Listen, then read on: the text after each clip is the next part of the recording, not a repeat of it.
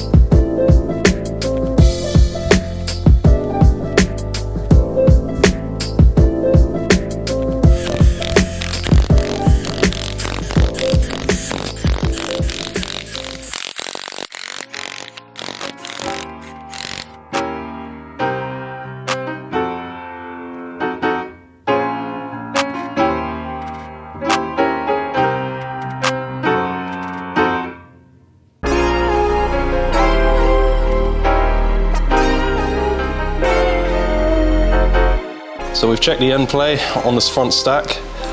Seems to be pretty much on the borderline of maximum tolerance. So we're going to take the spacer out, grind it down a bit, and that should bring it well into specification.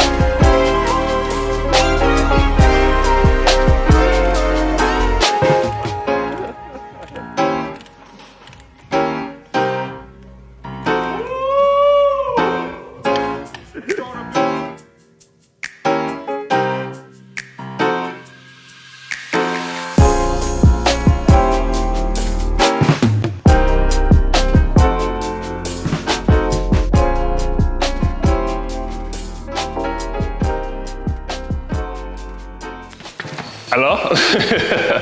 Alright, give me a sec. Is this still part 3? And we're back again. It's a new day. I stuck around to get the engine ancillaries installed last night, and now it's time to put the engine in, get it started, and experience some wrappage.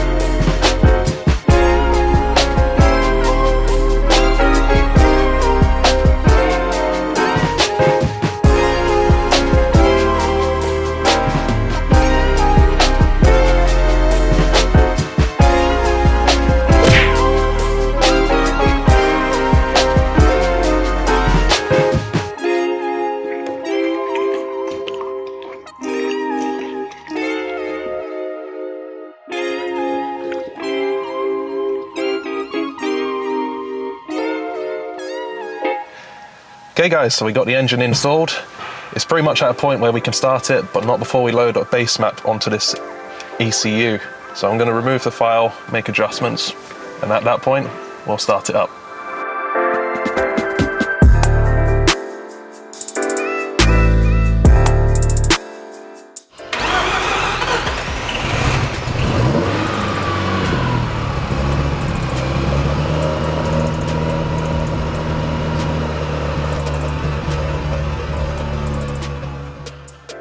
Okay, so we had it idling for a little while, and when we brought the car up initially, we saw that the cat was glowing red.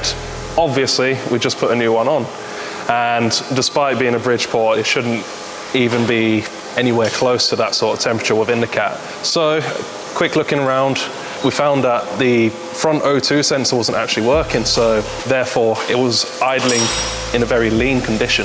That in turn is obviously going to bring the exhaust gas temperatures right up, and that will cause any cat to collapse. As you can see, this one has.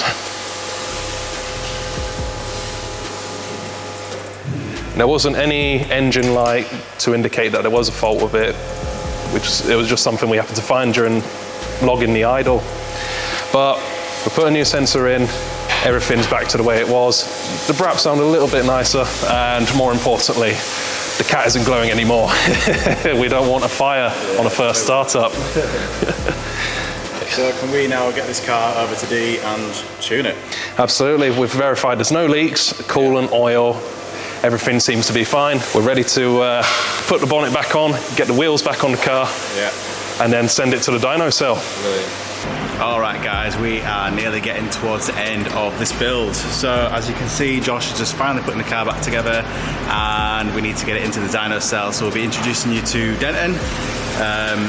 I'm sure you're well aware who he is. If you haven't seen him already, you can go and check him out on Motorsport Performance's channel. Yeah man, so let's get this car tuned, and the customer should be on his way soon.